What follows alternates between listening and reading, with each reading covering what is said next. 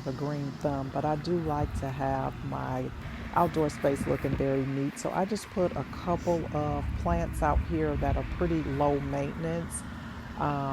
Plants like some petunias and some impatiens and a fern, just because I like to have, just a little bit something going on. And I also planted some hosta. I haven't planted any hosta since I've lived down in this region, but I used to have it up north and it will grow in beautifully. So in the flower beds, in the empty spots there, I've planted hosta. So it'll be a little while before I see them come up.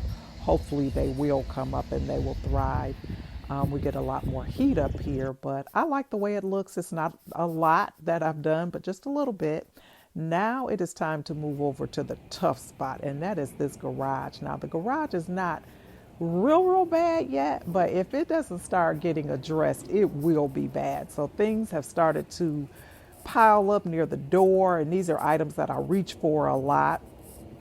Coming out of the home into the door, and the shelves are just starting to get full with things, and I don't really know what's all up here or whatever. And some of these things are items that I used in my previous home that I've not had to use here. And so, I just need to give it some attention and sweep the floor in the garage because it's really dirty and dusty. And so I'm just going to tackle it right now.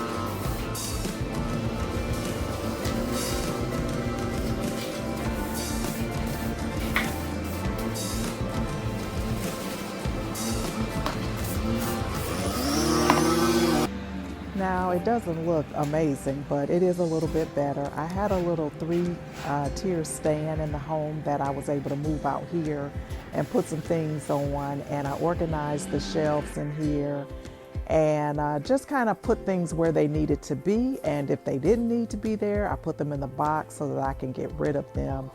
And I am much happier with it. Swept up the floor, got rid of dust and a bunch of junk and clutter, which feels amazing. I hope you enjoyed this video. Please don't forget to subscribe. See you next time. Bye.